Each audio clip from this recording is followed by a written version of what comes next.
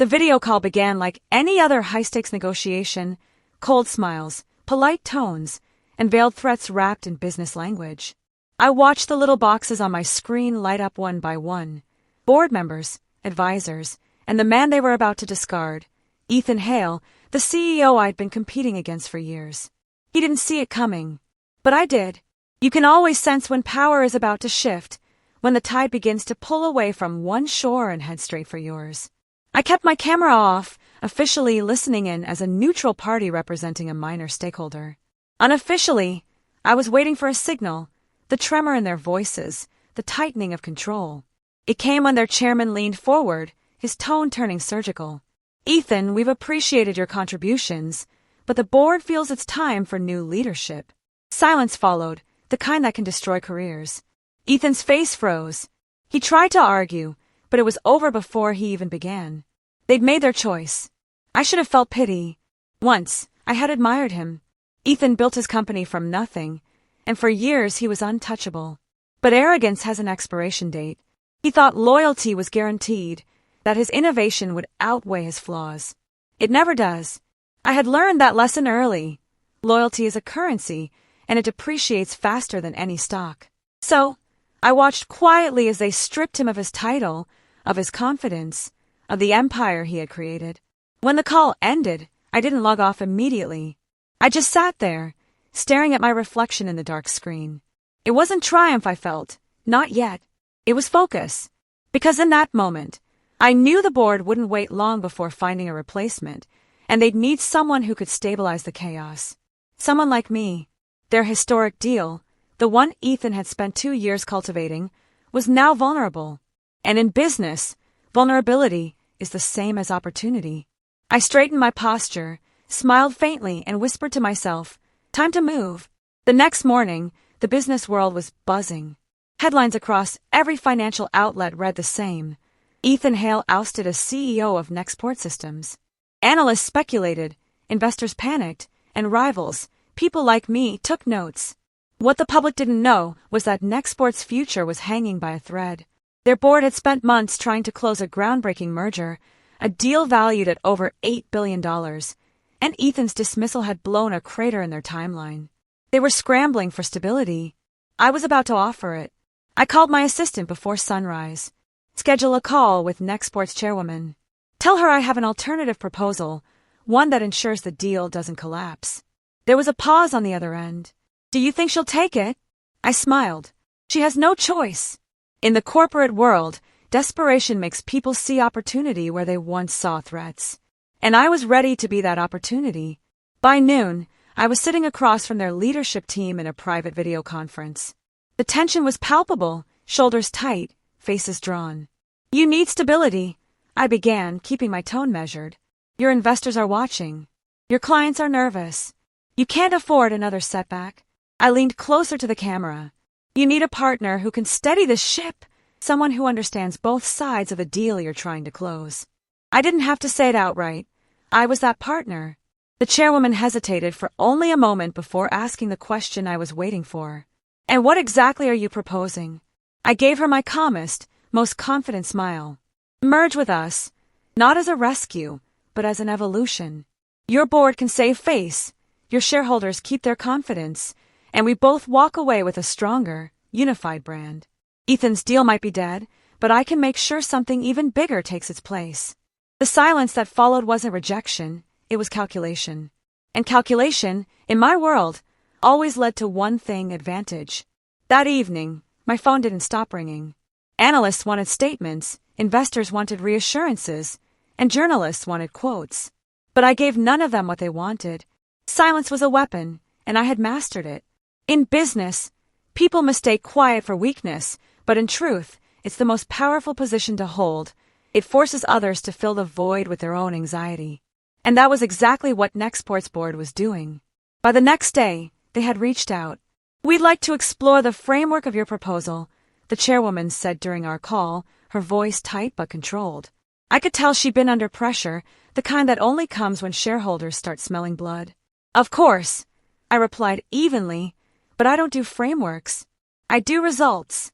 Her eyes narrowed. "Meaning?" I leaned forward. "Meaning if I step in, I don't come as a partner. I come as the leader of a new entity, one that absorbs the old, not patches it. She didn't flinch, but I saw it in her posture, the flicker of realization that I wasn't offering salvation. I was offering takeover. While she thought it over, I spent the night reviewing every angle of Ethan's now-defunct merger. I had contacts inside both companies, people loyal not to him or his board, but to opportunity. The numbers told a story the press hadn't noticed yet. The merger was failing long before Ethan's removal. He had overpromised, overspent, and underdelivered. The deal was never solid, but if restructured under my company's leadership, it could work, and it would make me one of the most powerful CEOs in the sector. By midnight, the decision was made. I sent one email, a single paragraph outlining terms that would change the industry, a reverse acquisition that would turn their weakness into my expansion. When I hit send, I leaned back in my chair, letting the city lights flicker through the window. This wasn't about revenge or ego, it was about inevitability. Ethan had built the stage, but I would own the theater. By the following week, the game had changed. Whispers of my involvement spread across the market like electricity and water, quick, unstoppable, and dangerous. Nexport stock, already unstable, began to nosedive. Their board held emergency meetings, desperately trying to manage investor confidence, but I knew it was too late. Once the market smells blood, it doesn't care who started the bleeding, only who's left standing. And I had positioned myself perfectly to be that person. Behind the scenes, my legal team worked around the clock, drafting acquisition papers under the guise of a strategic merger. The phrasing was everything. It wasn't a takeover, it was a partnership. It wasn't desperation, it was innovation. The press ate it up, framing me as the visionary CEO swooping in to save a once promising company. I didn't correct them. Let them believe what they wanted. Perception is 9/10 of power. Then came the call, the one that sealed it. The chairwoman's voice trembled slightly, though she tried to sound composed. "We've reviewed your proposal," she said. "It's aggressive, but it may be our only path forward." I could hear the exhaustion behind her words, the fatigue of someone who had been fighting fires too long. I softened my tone, pretending empathy. This isn't about aggression. It's about survival. Together, we can rebuild stronger. There was a long pause before she finally exhaled. "You'll have our vote." When the deal was announced publicly, the world called it the merger of the decade. They praised the boldness, the vision, the timing. No one mentioned Ethan. No one remembered his sleepless nights, his sacrifices, or his downfall. His name had been erased, replaced by mine in headlines that celebrated innovation and power. But beneath the champagne and the congratulatory emails, I knew the truth. This wasn't just business. It was chess. And in chess, it doesn't matter who starts the game with the advantage. What matters is who's still standing when the king falls. That night, as I looked out over the skyline, my reflection merged with the city lights. Power didn't look glamorous. It looked inevitable. Ethan had been the builder. I was the conqueror. And now his empire was mine. The weeks after the merger were a blur of headlines, handshakes, and hollow congratulations.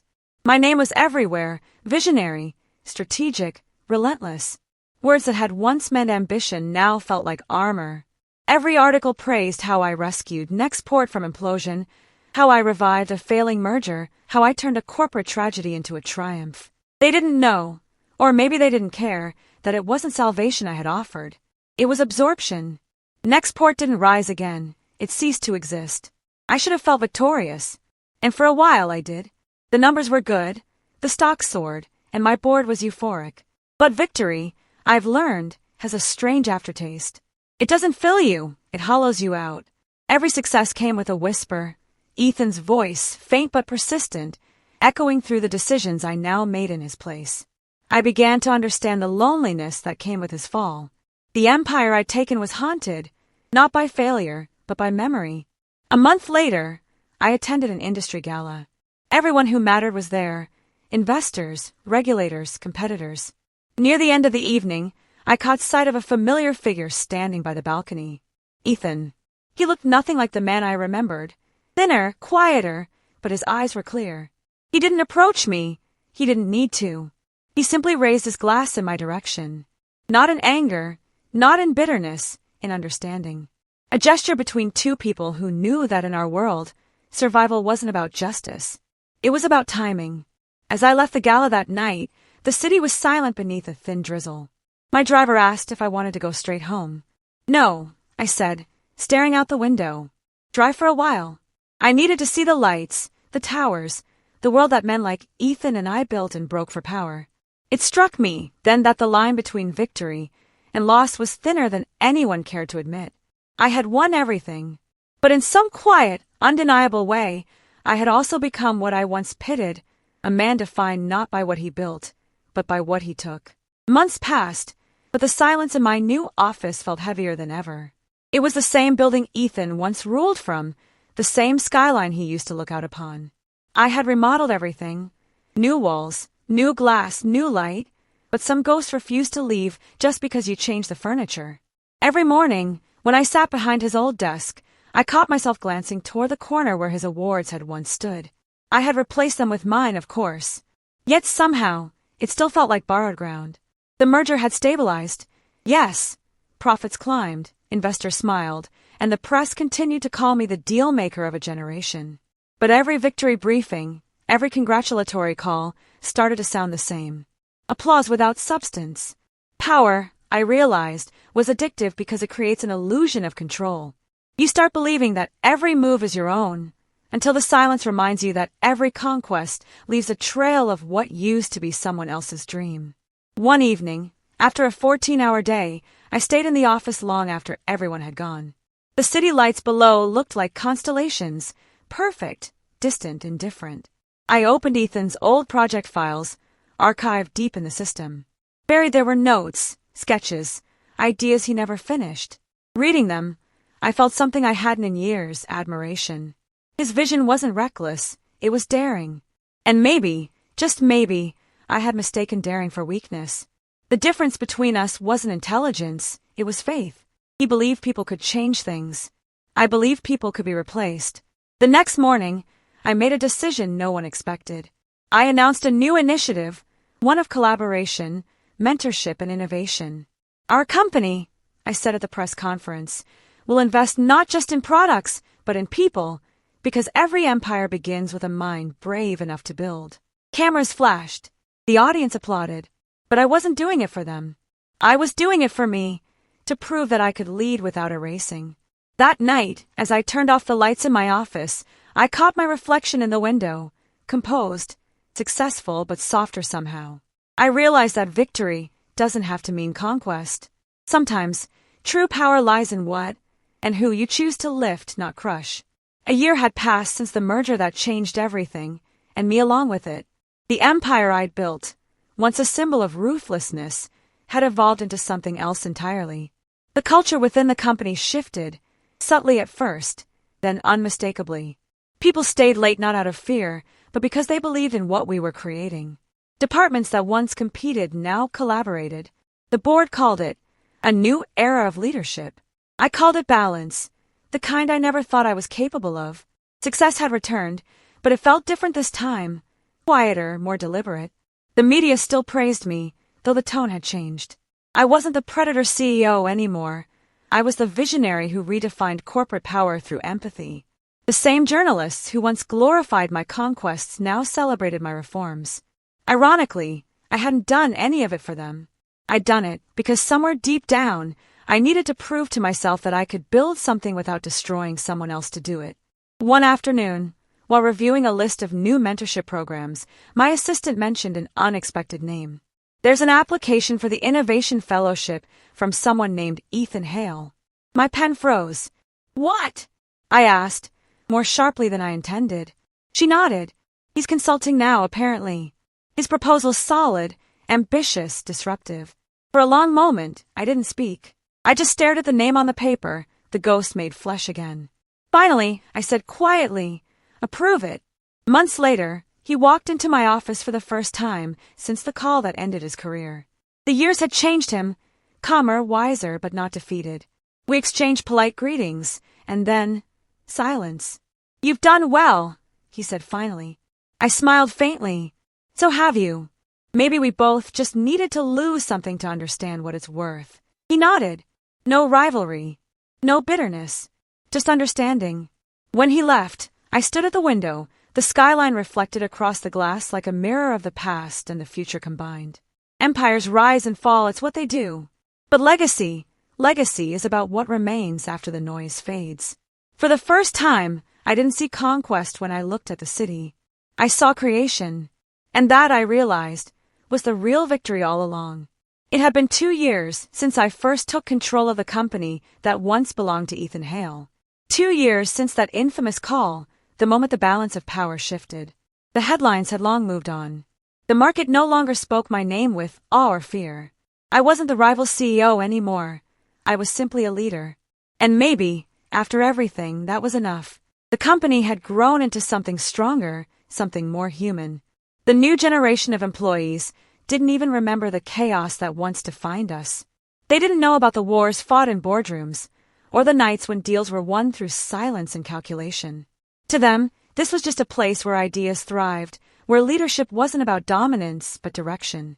I had become the mentor I once thought was a weakness. And in that, I found strength I never knew I had. One evening, after a long day of meetings, I found myself alone in the conference room, the same one where I'd negotiated the merger that changed everything.